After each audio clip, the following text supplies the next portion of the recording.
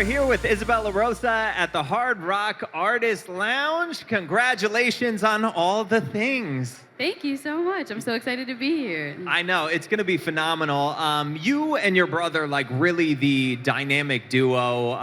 He does producing. You guys co-write together, right? Yeah. Mm-hmm. Have you had to get into these writing sessions, work with anybody else now, or have you just solely been working with him still? Honestly, it's mostly just us two. Okay. We've done some outside sessions with people who are so talented and everything, but honestly, I'm so close with him that it feels so natural to write everything with him. But we're doing both, which is really exciting. Do you feel like you could just put your foot down if you're like, I'm not, being uncommitted, not committed to my brother. He's the sole producer. Because, you got like Billie Eilish and Phineas or whatever. Yeah. And I feel like she kind of put her foot down that's the path she wants to continue on. Do you feel like you have the power to do that? Absolutely, yeah. I mean, I feel like the reason that I wouldn't have my career without Thomas, Yeah. and I feel like I don't want to not work with him ever, and for me it's always been a given that Yeah. I will work with him, and I'm like, no matter what, I'm happy to do outside sessions and all that. That's great. I'm so excited, but you cannot take me away from my brother.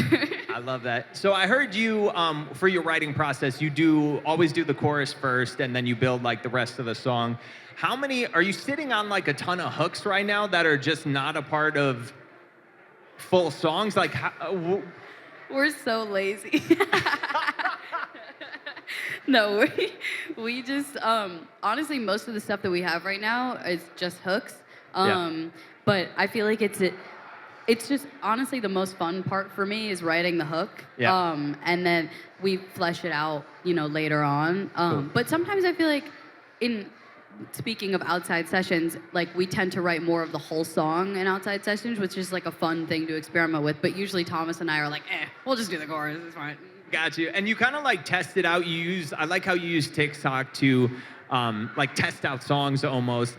Have you ever gotten like a response that you didn't love and went back to tweak a song because of that, or like scrap a song altogether? Oh, all the time. Oh, I mean, okay.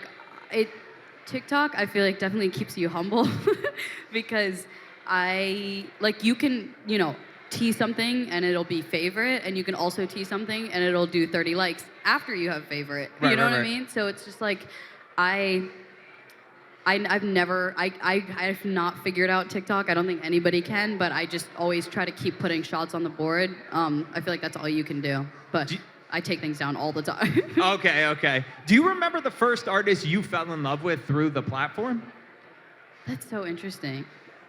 Like somebody you discovered on there?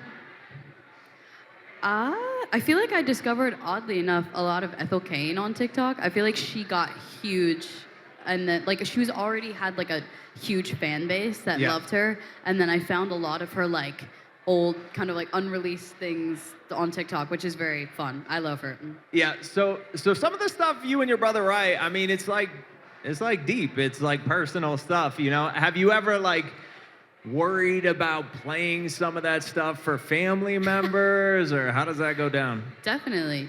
I feel like sometimes, like, if I'm writing about, I don't know, like my relationship or just my feelings in general that like I maybe don't talk about, it's like I always kind of wonder what their reaction will be. But I feel like they understand and they're very, very supportive of everything. So I feel lucky. I haven't gotten a crazy reaction so far. Sometimes my mom will be like, I don't like that lyrics.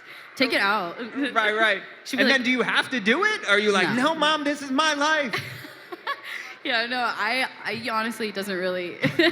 I do listen to her though, 'cause it's not that I don't take it into account. It's just like if my gut instinct overrides her, then I'll listen to myself. Yeah.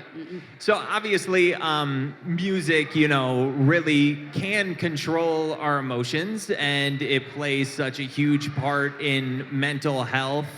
Is there an artist you're like go-to when you just want to feel so happy? You're like, I know I could put on this artist and I'm gonna be happy.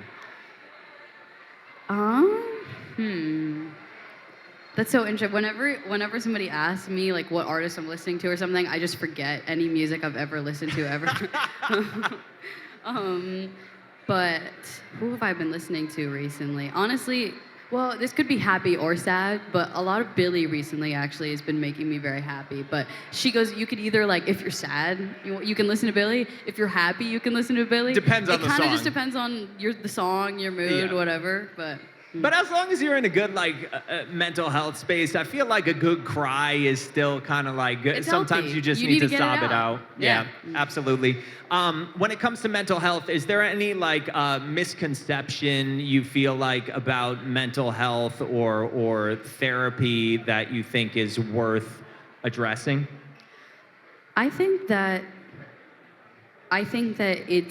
I'm happy that it's becoming more of a conversation and people feel like they can talk about it more, but I feel like I don't think there's any I still do think a lot of people are afraid to ask for help. I mean, I feel like a lot of the times if I'm struggling, I don't want to feel like I have to ask for help or like I get embarrassed, and I just feel like it's always better to say something or rant about it on a TikTok or whatever it is. I think that you should always talk about it in whatever way you want to. I don't think you should ever keep it to yourself if you feel like it's something you need to talk about. And what about you? Have you found like certain things to protect your mental health in this industry with how crazy it can be? Do you have hobbies or just little things you do to make sure you're always good? I think it helps to I honestly, just talk to my family consistently. I feel like I get so, and my boyfriend and my loved ones, I feel like they're the best, and it just, sometimes I get so in my head about everything that Yeah. it's hard to see reality sometimes. Sure. And it's helpful to have somebody be like, okay, wake up, this is not actually, nothing's going downhill, you're Right. not gonna fail at everything, you're fine. Yeah. And you're gonna be great, and it's just helpful to have a reality check sometimes. Awesome. Isabel LaRosa, we are so excited to have you here tonight. Congratulations on everything. Thank you so much. Thank you for having me. You're welcome. Thank you.